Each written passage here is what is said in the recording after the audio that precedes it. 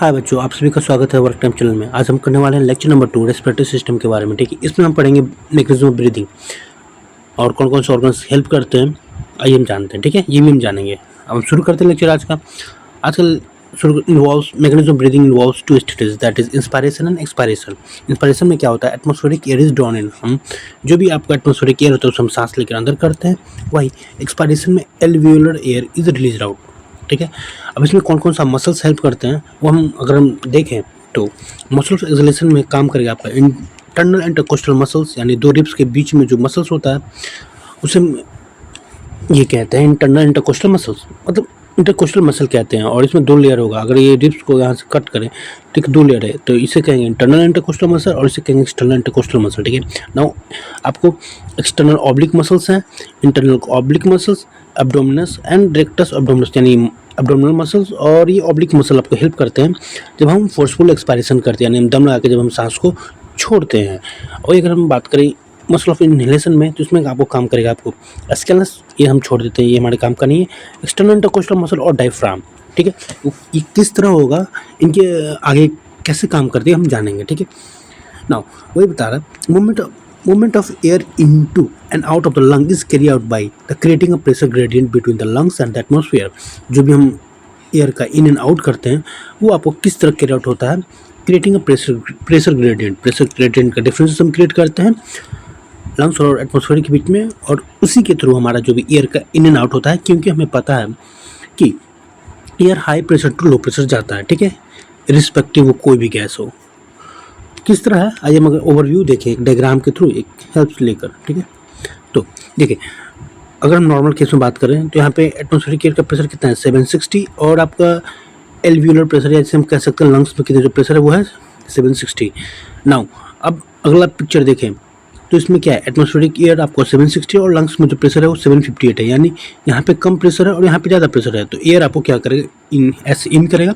Now अगर next चीज़ में देखें तो एटमॉस्फेरिक एयर कितना, एटमॉस्फेरिक प्रेशर 760 है और आपका लंग्स का जो प्रेशर है वो 762 है, तो आपको एयर आउट हो जाएगा। ठीक है, और कुछ प्रेशर से पार्शियल प्रेशर दिए हुए हैं। अगर हम देखें तो गैसेस O2 का जो एटमॉस्फेरिक एयर है वहाँ पे जो प्रेशर है वो है 59, फिर एल्वियोली में इसका है 104, इस वजह से इसमें एयर O2 ऐसे मूवमेंट होता है। और अगर CO2 का बात करें तो एल्वियोली में इसका जो प्रेशर है वो है 40, और एयर में एंड एटमॉस्फेरिक एयर में है 0.3, तो ये ऐसे बाहर निकलता है। ठीक है, जब हम सांस छोड़ते हैं तो CO2 बाहर निकलता है। ठीक है, ये बता रहा है। एंड कुछ दिया हुआ डीऑक्सीनेटर, ऑक्सीनेटर और टिश्यूज, ये आप जब हम आगे पढ़ेंगे ना ट्रांसपोर्ट ऑफ गैसेज, तो ये और अच्छे से क्लियर होगा। ठीक है, वहाँ पे हम और अच्छे से क्लियर करेंगे। Now inspiration occur if the pressure with in the lungs is less than the atmospheric pressure. जो लंग्स का जो प्रेशर उसे हम कहते हैं इंट्रापल्मोनरी प्रेशर। ठीक है, इंट्रापल्मोनरी प्रेशर, इंट्रा मतलब हो तो पता है, इंट्रा और इंट्रा में हमें कन्फ्यूजन नहीं होना है। तो इंट्रापल्मोनरी, पल्मोनरी हमारा लंग से रिलेटेड है, तो इंट्रापल्मोनरी प्रेशर कब होगा, जब हमारा एटमॉस्फेरिक प्रेशर हाई होगा लंग्स के प्रेशर से, जैसा कि हमने यहाँ पे देखा। नाउ इसे हम कहेंगे निगेटिव प्रेशर। क्यों, क्योंकि लंग्स का जो निगेटिव प्रेशर है ना, लंग्स एटमॉस्फेरिक एयर से अगर बात करें तो वही बता रहा है negative pressure in respect with the atmospheric pressure. अब इंस्पिरेशन किस तरह इनिशिएट होता है वो हम जाने। जब डायफ्राम का कॉन्ट्रैक्शन होता है, यानी कॉन्ट्रैक्शन ऑफ डायफ्राम, जब ये डायफ्राम कॉन्ट्रैक्ट करेगा तो ये ऐसे आएगा। ठीक है, ये फ्लैटेंड हो जाएगा। तो diaphragm of contraction of diaphragm which increase the volume of thoracic chamber in the anterior posterior axis. ये एंटीरियर पार्ट है और ये पोस्टीरियर पार्ट है। जब ये आपको कॉन्ट्रैक्ट करेगा तो ये फ्लैटेंड स्ट्रक्चर होगा। तो देखा जाए तो पहले वॉल्यूम इतना ही था एंटीरियर पोस्टीरियर रीजन में, ना वॉल्यूम क्या कर रहा है, यहाँ पे इंक्रीज कर जा रहा है। ठीक है, तो ये बोल रहा है contraction of diaphragm increase the volume of thoracic chamber in the anterior posterior axis. Now contraction of external intercostal muscle lift the ribs। अब यहाँ पे जो भी external intercostal muscle था, यानी इसकी बात करें, जब ये कॉन्ट्रैक्ट करेगा तो आपको इसके क्या होगा, रिब्स अप हो जाएगा। ठीक है,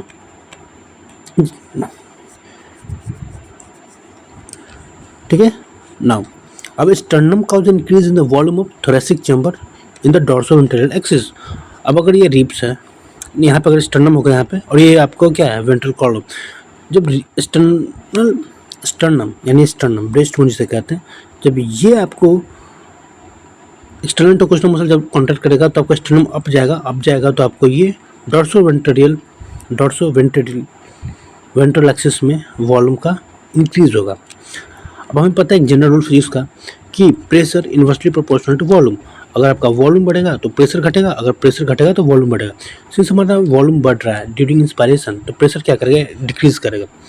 तो इस वजह से हमारा जो भी लंग्स का जो इंट्रापल्मोनरी प्रेशर था वो डिक्रीज होता है। किस किस वजह से, एक diaphragm and the other one is external intercostal muscle and sternum, ये तीन हेल्प कर रहे हैं। Diaphragm, external intercostal muscles and sternum की वजह से हमारा जो भी थोरेसिक चैम्बर का वॉल्यूम वो इंक्रीज कर रहा है। तो ओवरऑल बता रहे हैं, overall increase in thoracic chamber या thoracic volume and increase in pulmonary volume decreases the intrapulmonary pressure to less than the atmospheric pressure, जैसा कि हमने जाना। और इसके वजह से क्या होगा, जो भी आपका एयर होगा वो आपका फोर्स करेगा आउटसाइड टू इनसाइड मूव करने में, जिसे हम कहते हैं इंस्पायरेशन। ठीक है, अब एक्सपायरेशन में क्या होता है, एक चीज़ और मैं बताऊँ, इंस्पायरेशन में आपका मसल का कॉन्ट्रैक्शन हो रहा है, और कॉन्ट्रैक्शन में क्या होता है, एनर्जी का यूज़ होता है। जब हम पढ़ेंगे स्केलेटन सिस्टम तो हम जानेंगे कि किस तरह मसल कॉन्ट्रैक्शन में एनर्जी एटीपी का यूज़ हो रहा है। तो इस वजह से हम कहते हैं कि जो इंस्पायरेशन होता है वो होता है एक्टिव प्रोसेस, और अगर एक्सपायरेशन क्या होता है, पैसिव प्रोसेस। मतलब फोर्सफुल एक्सपायरेशन की अगर बात नहीं करें, नॉर्मल एक्सपायरेशन की बात करें, तो वो होता है आपका पैसिव प्रोसेस, क्योंकि आपका जो भी मसल्स होता है वो आपका रिलैक्स होता है, और रिलैक्स होने में आपको कोई एनर्जी का यूज़ नहीं होता। ठीक है, तो हम समझते हैं कि इंस्पायरेशन को क्यों एक्टिव प्रोसेस कहते हैं और एक्सपायरेशन को क्यों पैसिव प्रोसेस कहते हैं। फिर से मैं बता दूँ, इंस्पायरेशन में जो भी आपका मसल का कॉन्ट्रैक्शन होता है वो आपका एटीपी यूज़ करता है, और जब एक्सपायरेशन में जब मसल रिलैक्स होता है तो रिलैक्स होने में एनर्जी का यूटिलाइजेशन ही नहीं होता है, इस वजह से एक्सपायरेशन पैसिव प्रोसेस है। ठीक है, नाउ अगर एक्सपायरेशन की बात करें तो when the intrapulmonary pressure is higher than the atmospheric pressure. ठीक है, तो इसे एक्सपायरेशन में जो भी हमारा लंग्स का जो प्रेशर होगा वो हाई होगा, किससे, एटमॉस्फेरिक प्रेशर से। इस वजह से आपका एयर का होगा वो high pressure to low pressure में जाएगा। तो इसमें क्या क्या काम, कौन कौन सा ग्रेडियंट काम करता है, वही सेम प्रेशर ग्रेडियंट के लिए ही, प्रेशर ग्रेडियंट ही रिस्पॉन्सिबल होगा इन सब चीज़ के लिए। इसमें diaphragm and specialized set of muscle, external and internal intercostal muscles between the ribs, ये आपको हेल्प करने वाले हैं। वो किस में, एक्सपायरेशन में डायफ्राम, क्योंकि डायफ्राम जब रिलैक्स करेगा तो अपने स्टेज में आएगा, यानी एंटीरियर पोस्टीरियर एक्सिस का जो वॉल्यूम होगा वो कम होगा तो प्रेशर इंक्रीज करेगा। नाउ एक्सटर्नल इंटरकोस्टल मसल आपको रिलैक्स करेगा तो आपका जो भी डॉर्सोवेंट्रल एक्सिस होगा वहाँ पे आपका वॉल्यूम कम होगा तो प्रेशर इंक्रीज करेगा। ठीक है, नाउ रिलैक्सेशन, वही बता रहा है, relaxation of the diaphragm and the internal costal muscle returns the diaphragm and sternum to the normal position, यानी वापस अपने रिफ्लेक्स मसल स्ट्रेच हुआ था वो अपना नॉर्मल हो रहा है स्टेज पे। ठीक है, तो उसमें एनर्जी यूज़ नहीं हो रहा है तो पैसिव है। ठीक है, तो इसकी वजह से क्या हो रहा है, जब भी आपको रिलैक्स कर रहा है डायफ्राम और इंटरकोस्टल मसल जब रिलैक्स हो रहे हैं तो आपको थोरेसिक वॉल्यूम क्या हो रहा है, डिक्रीज हो रही है, जिसकी वजह से क्या हो रहा है, आपका थोरेसिक वॉल्यूम भी डिक्रीज हो रही है और प्रेशर क्या हो रहा है, इंक्रीज होगा। ठीक है, नाउ वही बता रहे, leads to increase in the intrapulmonary pressure to slightly above the atmospheric pressure, जैसा कि हमने डायग्राम में देखा। यहाँ पे देखिए स्लाइटली थोड़ा सा हाई है 762। ठीक है, कहाँ गया, हाँ, तो इसकी वजह से क्या करेगा, जो भी एक्सपल्सन ऑफ एयर होगा, यानी हमारा जो भी एयर होगा वो बाहर निकलेगा, जिससे हम कहते हैं expiration. Now the ability to increase the strength of inspiration and expiration with the help of additional muscle in the abdomen। Abdomen में जो भी एडिशनल मसल था, जैसे हमने ऑब्लिक मसल्स देखा, उसकी वजह से हम आपको अपने इंस्पायरेशन और एक्सपायरेशन की एबिलिटी को इंक्रीज भी कर सकते हैं। ठीक है, चेंज भी कर सकते हैं। Now an average healthy human breath 12 to 16 times per minute, एक मिनट में आपको कितना ह्यूमन ब्रेथ करता है, 12 से 16 बार हम सांस ले सकते हैं नॉर्मली जैसे लेते हैं। Now volume of air involved in breathing movement estimated by using spirometer, एक स्पायरोमीटर एक इंस्ट्रूमेंट है जिसको हम कितनी बार सांस ले रहे हैं वो मेज़र करता है, और इसका काम क्या होता है, हेल्प इन क्लिनिकल असाइनमेंट। ठीक है, आज हम यहीं तक जानेंगे, कल हम जानने वाले हैं रेस्पिरेटरी वॉल्यूम्स एंड कैपेसिटीज़ के बारे में। ठीक है, तो मैं आपको फिर से एक बार रिवाइज करा दूँ, हमने क्या क्या देखा। हमने मैकेनिज्म ऑफ ब्रीदिंग जब स्टार्ट किया तो हमें पता चला कि 2 स्टेजेस होते हैं, इंस्पायरेशन एंड एक्सपायरेशन। ठीक है, इंस्पायरेशन में हम एटमॉस्फेरिक एयर को ड्रॉन इन करते हैं और एक्सपायरेशन में मेलविन एयर को रिलीज आउट करते हैं। इसमें कुछ मसल्स काम करते हैं, जिससे एक्सपायरेशन में मसल्स काम करें आपको इंटरनल इंटरकोस्टल मसल्स, कुछ आपको एब्डोमिनल मसल जैसे एक्सटर्नल ऑब्लिक्स, इंटरनल ऑब्लिक्स, रेक्टस एब्डोमिनस, ये सब एब्डोमिनल मसल्स। ठीक है, एंड आपको मसल्स ऑफ इनहेलेशन में काम करते हैं। ये काम करने से संभाल देते हैं, यानी एक्सटर्नल इंटरकोस्टल मसल और डायफ्राम मेनली, ये दो कह सकते हैं ना, ठीक है। अब वो बता रहा अगला कि movement of air in not by lungs carried out by the creating a pressure gradient की वजह से ही हमारा जो भी मूवमेंट ऑफ एयर होता है। देन हमने ये देखा कि इसमें अगर ड्यूरिंग इंस्पायरेशन लंग्स का जो प्रेशर है वो आपका एटमॉस्फेरिक प्रेशर से कम, इस वजह से आपको एयर इन हो रहा है। और अगर एक्सपायरेशन में जो भी यहाँ का प्रेशर है वो आपका एटमॉस्फेरिक प्रेशर से ज़्यादा है, लंग्स का प्रेशर ज़्यादा है, तो एयर क्या हो रहा है, रिलीज आउट हो रहा है, ठीक है। अब इंस्पायरेशन क्यों होता है, क्योंकि आपका जो एटमॉस्फेरिक प्रेशर होता है वो कम होता है, नहीं, जो भी आपका लंग्स का जो प्रेशर होता है वो कम होता है आपका एटमॉस्फेरिक प्रेशर से, जिसे हम कहते हैं निगेटिव प्रेशर। अब ये किस तरह इनिशिएट होता है, ये आपको डायफ्राम की कॉन्ट्रैक्शन से, जिसकी वजह से आपको इंटरएक्शनल पोर्शन में वॉल्यूम इंक्रीज होती है। Then contraction of external intercostal muscle और रिब्स के ऊपर होने से आपका जो भी डॉर्सल वेंट्रल जो वॉल्यूम होते हैं वो इंक्रीज होती है, जिसकी वजह से हमें